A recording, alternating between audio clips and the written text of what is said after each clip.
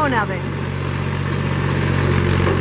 And you want to get the temperature up to about between 8 and 900 degrees.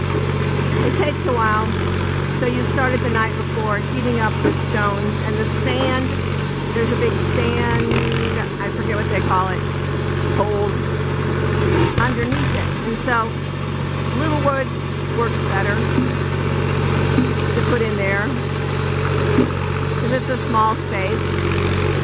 I'm having a hard time. It's really sunny out here today, so it's hard for me to see what I'm actually filming. So hopefully it's wood splitting. And if we lose any fingers, we'll delete that part. Anyone knocked unconscious, we'll also delete that.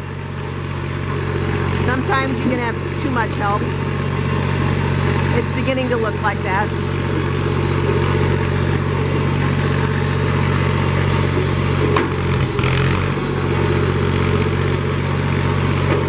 I like the umbrella.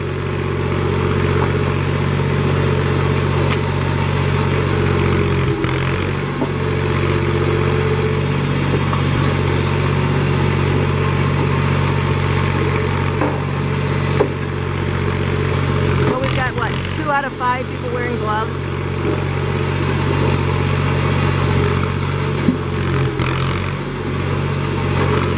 I don't see any earplugs.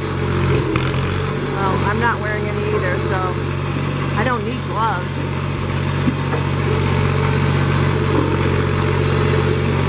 At least 2 of the people are wearing hearing aids. They do deaden some of the hearing. Some of the noise, not enough. Alright, they seem to have organized themselves a little better.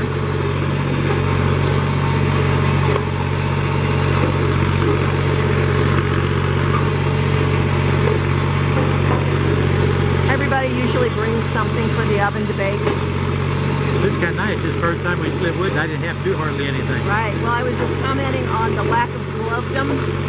Oh yeah, we don't need gloves. Hearing suppressants, noise suppressants. Well, that stuff's for sissies. Well, that's because 2 of you are already wearing hearing aids, so I got mine turned off. What have you got to lose here? I can't hear anything. I also told them that, you know, as soon as we lose any fingers or anyone's knocked unconscious, I will turn it off. Oh, okay. Well, I wonder if they can focus on that finger. I don't know. We did that already, so. That's been a month and a half. It's been a while. See, this is actually pretty cool. I don't have to do anything. I know. Well, I said you almost had too much help there. Oh, no, never too much help. Oh, sometimes. Somebody go make coffee. Oh. Hey, like that umbrella? I like the umbrella. I commented on that. That's fancy smancy. Well, it's the way the poor folks out in Missouri work on a warm day. Where's the portable air conditioner? Well, it's broke down right now. Broke down. Usually we have geisha girls here with palm fronds. Oh. Bronzy parties. You what? Bronzy parties. Yep. Well, I better go back and make sure they keep doing stuff right. Alright, yeah, keep them going. You gotta stack your wood there so you can get more on it. Well, yeah, I'll let her do that. I can get up on the truck and stack it, pull them back to the, throw it down. Alright. to the number 1 handle. Alright.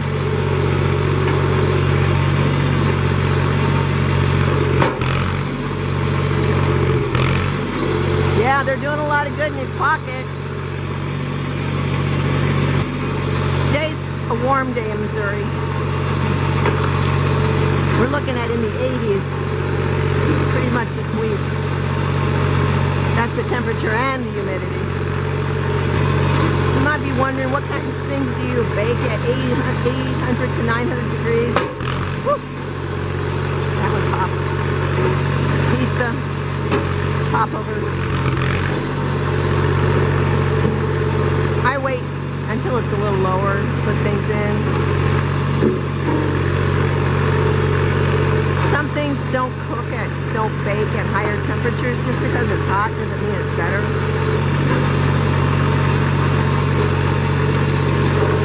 I won't bring a yeast bread too hard for timing. I'll probably bring a batter bread.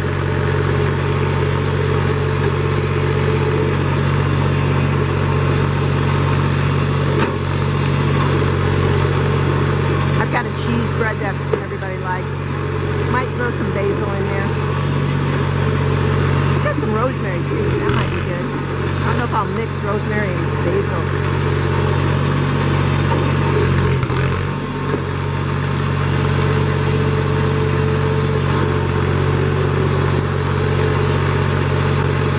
What kind of cheese? I like a not too hard cheddar. A cheddar that's a little easier to melt. But in this bread, I'll probably use Asiago. It's a little bit milder.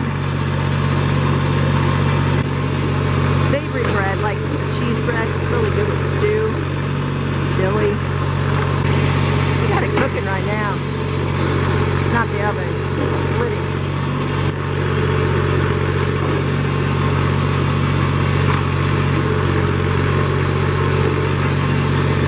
They talked about splitting this by hand.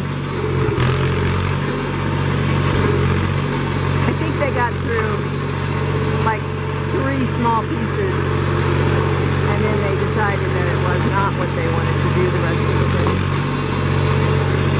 I prefer it a little cooler to split wood. 60 to 70, a little crisp. Not raining.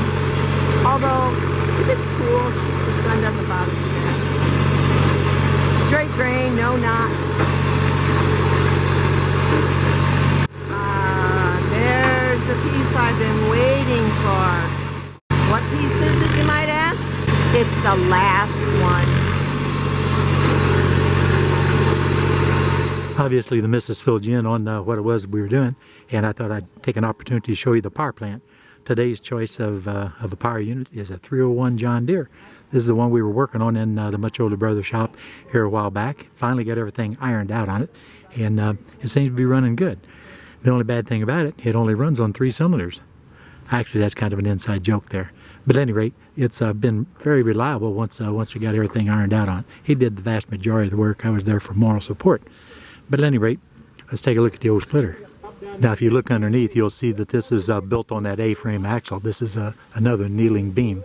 The basic difference between this one and the yellow one down at my house, this one has an actual separate hydraulic cylinder that controls the part that actually allows it to kneel down to whatever splitting height that you want. Instead, mine has to use the push block in order to change the elevation, and then you just settle on a block of wood. This one here, the hydraulics holds it in the position you want it in. This one here is a 5 3/4 inch bore, and the relief valve is set at 2800 psi, so that calculates out to, what'd you say, 33.5 ton? Not enough sometimes. Oh yeah, well, a lot. This cylinder down here is the one that actually raises and lowers right here off of, and you see the limiting valves. He's got the flow restricted so that it reacts real slowly. And a separate control valve just for it. That's this control valve over here on the side, and this up here is the standard control valve for the actual hydraulic cylinder that does the splitting. Or whenever she was talking about firing up the limestone oven, to refresh your memory, this is what we're talking about.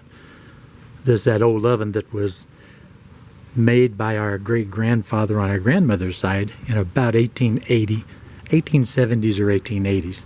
My brother and I got the opportunity to dismantle and bring home the material back in 2014, and then built this as a result. Now this is roughly 6.5 foot tall to the back end, and it's roughly 6 feet, maybe 7 feet in length. And under this fully insulated door, we have a fully firebrick lined and domed cooking service that's 36 inches wide and 48 inches long. Of course, these little pedestals here, they're just in here for storage, just to keep them out of the weather. This gives you an idea of the thickness of the walls. This is roughly 10 inches in thickness of the limestone and firebrick. So we'll be here under this pavilion, rain or shine, and we'll be baking a ton of material. Whatever people decide to bring out, bread, buns, pizzas, doesn't really matter. If it needs cooked or baked, by golly, we'll do it in there.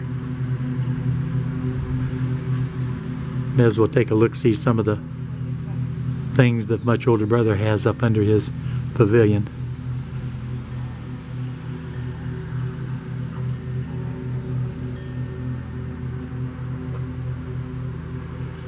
Even a Falstaff sign.